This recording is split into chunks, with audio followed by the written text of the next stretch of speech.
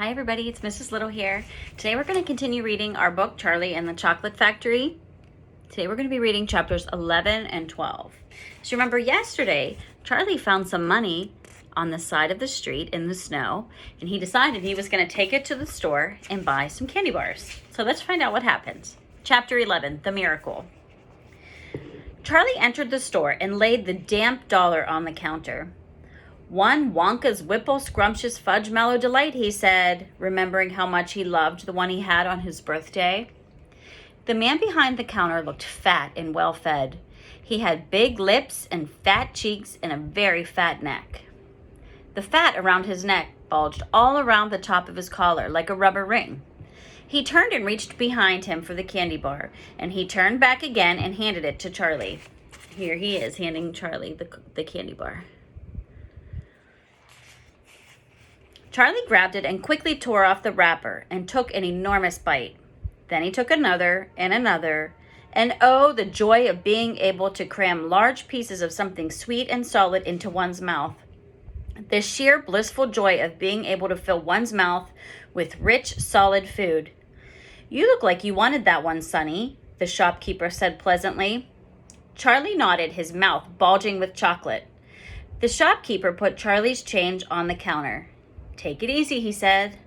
"It'll give you a gut ache if you swallow it like that without chewing." Charlie went on wolfing the candy. He couldn't stop. And in less than half a minute, the whole thing had disappeared down his throat. He was quite out of breath, but he felt marvelously, extraordinarily happy. He reached out a hand to take the change. Then he paused.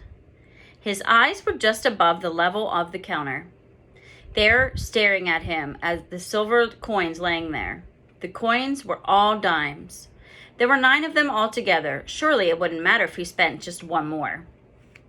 "I think," he said quietly, "I think I'll have just one more of those candy bars. The same kind as before, please."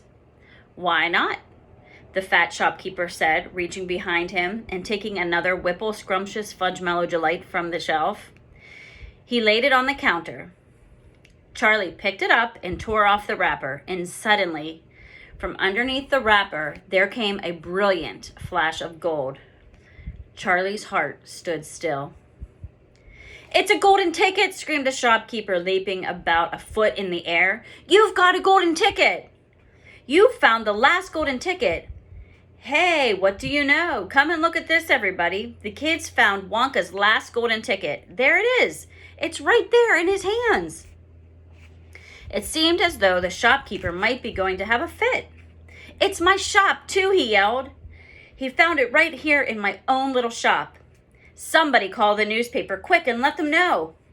Watch out now, Sonny. Don't tear it as you unwrap it. That thing's precious."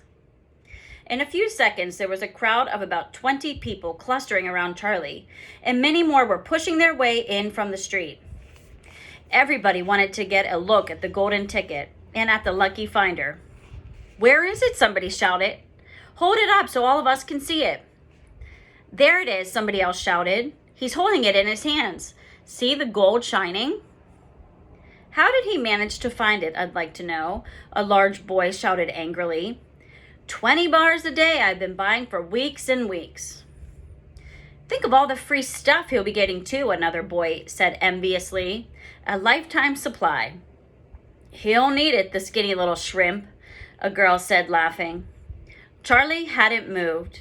He hadn't even unwrapped the golden ticket from around the candy bar. He was standing very still, holding it tightly with both hands while the crowd pushed and shouted all around him. He felt quite dizzy. There was a peculiar floating sensation coming over him, as though he were floating up in the air like a balloon. His feet didn't seem to be touching the ground at all. He could hear his heart thumping away loudly somewhere in his throat. At that point, he became aware of a hand resting lightly on his shoulder, and when he looked up, he saw a tall man standing over him. "Listen," the man whispered, "I'll buy it from you. I'll give you $50. How about it, huh? And I'll give you a new bicycle as well, okay?" "Are you crazy?" shouted a woman who was standing equally close. Why, I'd give him $500 for that ticket.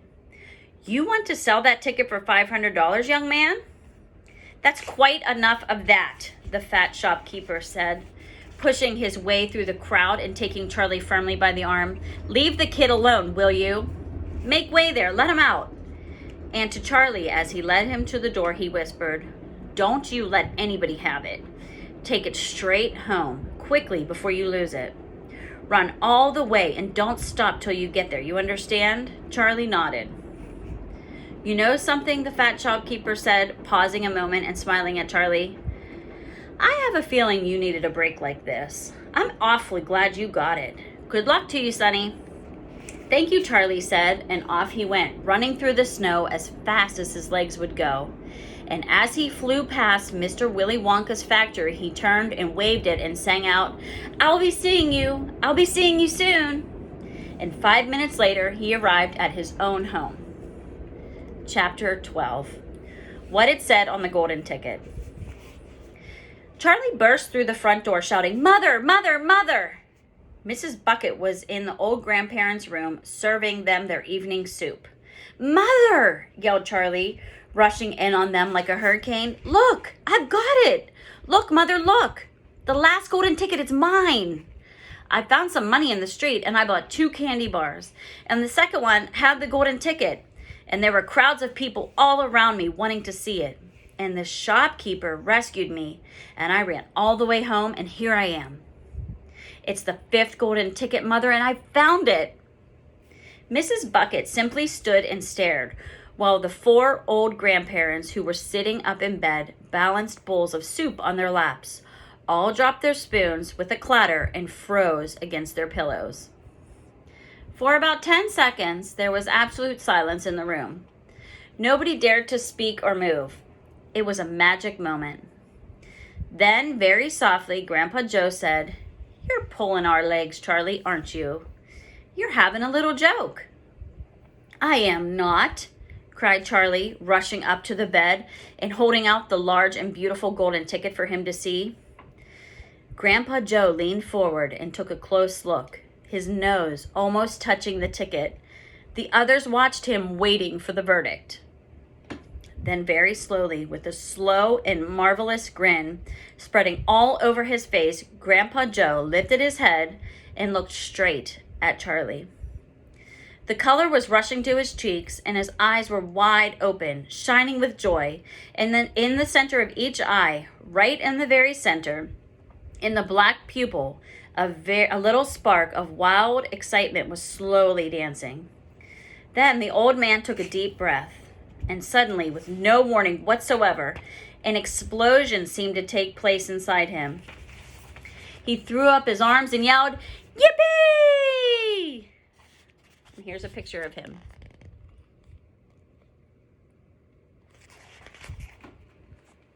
And at the same time, his long, bony body rose up out of the bed, and his bowl of soup went flying into the face of Grandma Josephine. And in one fantastic leap, this old fellow of 96 and a half, who hadn't been out of bed these last 20 years, jumped onto the floor and started doing a dance of victory in his pajamas. Yippee! He shouted. 3 cheers for Charlie! Hip, hip, hooray! At this point, the door opened and Mr. Bucket walked into the room. He was cold and tired, and he looked it. All day long, he had been shoveling snow in the streets. Cripes, he cried, what's going on in here? It didn't take them long to tell him what had happened. I don't believe it, he said. It's not possible. Show him the ticket, Charlie, shouted Grandpa Joe, who was still dancing around the floor like a dervish in his striped pajamas. Show your father the 5th and last golden ticket in the world. Let me see it, Charlie, Mr. Bucket said, collapsing into a chair and holding out his hands. Charlie came forward with the precious document. It was a very beautiful thing, this golden ticket, having been made, so it seemed, from a sheet of pure gold hammered out almost to the thinness of paper. On one side of it, printed by some clever method in jet black letters, was the invitation itself from Mr. Wonka. Read it aloud, said Grandpa Joe, climbing back into his bed again at last. Let's all hear exactly what it says. Mr. Bucket held the lovely golden ticket up close to his eyes. His hands were trembling slightly, and he seemed to be overcome by the whole business. He took several deep breaths, then he cleared his throat and said, "All right, I'll read it. Here we go. Greetings to you, the lucky finder of this golden ticket from Mr. Willy Wonka. I shake you warmly by the hand. Tremendous things are in store for you. Many wonderful surprises await you. For now, I do invite you to come to my factory and be my guest for one whole day. You and all others who are lucky enough to find my golden tickets. I, Willy Wonka, will conduct you around the factory myself, showing you everything that there is to see. And afterwards, when it is time to leave, you will be escorted home by a procession of large trucks. These trucks, I can promise you, will be loaded with enough delicious edibles to last you and your entire household for many years. If at any time thereafter you should run out of supplies, you have only to come back to the factory and show this golden ticket, and I shall be happy to refill your cupboard with whatever you want. In this way, you will be able to keep yourself supplied with tasty morsels for the rest of your life. But this is by no means the most exciting thing that will happen on the day of your visit. I am preparing other surprises that are even more marvelous and more fantastic for you and for all my beloved golden ticket holders. Mystic and marvelous surprises that will entrance, delight, intrigue, astonish, and perplex you beyond measure. In your wildest dreams, you could not imagine that such things could happen to you. Just wait and see. And now, here are your instructions. The day I have chosen for the visit is the first day of the month of February. On this day, and no other, you must come to the factory gates at 10 o'clock sharp in the morning. Don't be late. And you are allowed to bring with you either one or two members of your own family to look after you and to ensure that you don't get into mischief. One more thing. Be certain to have this ticket with you. Otherwise, you will not be admitted. Signed, Willy Wonka. The first day of February, cried Mrs. Bucket. But that's tomorrow. Today is the last day of January. I know it is. Cripes, said Mr. Bucket. I think you're right. You're just in time, shouted Grandpa Joe. There's not a moment to lose. You must start making preparations at once. Wash your face, comb your hair, scrub your hands, brush your teeth, blow your nose, cut your nails, polish your shoes, iron your shirt, and for heaven's sake, get all that mud off your pants. You must get ready, my boy. You must get ready for the biggest day of your life. Now don't overexcite yourself, Grandpa, Mrs. Bucket said, and don't fluster poor Charlie. We must all try to keep very calm. Now the first thing to decide is this. Who is going to go with Charlie to the factory? I will, shouted Grandpa Joe, leaping out of bed once again. I'll take him. I'll look after him. You leave it to me. Mrs. Bucket smiled at the old man. Then she turned to her husband and said, How about you, dear? Do you think you ought to go? Well, Mr. Bucket said, pausing to think about it. No, I'm not so sure that I should. But you must. There's no must about it, my dear, Mr. Bucket said gently. Mind you, I'd love to go. I'll be tremendously exciting. But on the other hand, I believe that the person who really deserves to go most of all is Grandpa Joe himself. He seems to know more about it than we do, provided, of course, that he feels well enough. Yippee! Shouted Grandpa Joe, seizing Charlie by the hands and dancing around the room. He certainly seems well enough, Mrs. Bucket said, laughing. Yes, perhaps you're right after all. Perhaps Grandpa Joe should be the one to go with him. I certainly can't go myself and leave the other 3 old people all alone in bed for a whole day. Hallelujah! Yelled Grandpa Joe. Praise the Lord! At that point, there came a loud knock on the front door. Mr. Bucket went to open it, and the next moment, swarms of newspapermen and photographers were pouring into the house.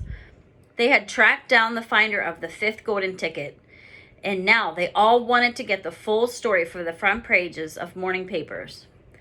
For several hours, there was complete pandemonium in the little house. and it must have been nearly midnight before Mr. Bucket was able to get rid of them so that Charlie could go to bed. And that's the end of chapters 11 and 12. Tomorrow we'll read 13 and 14. Have a good day. Bye.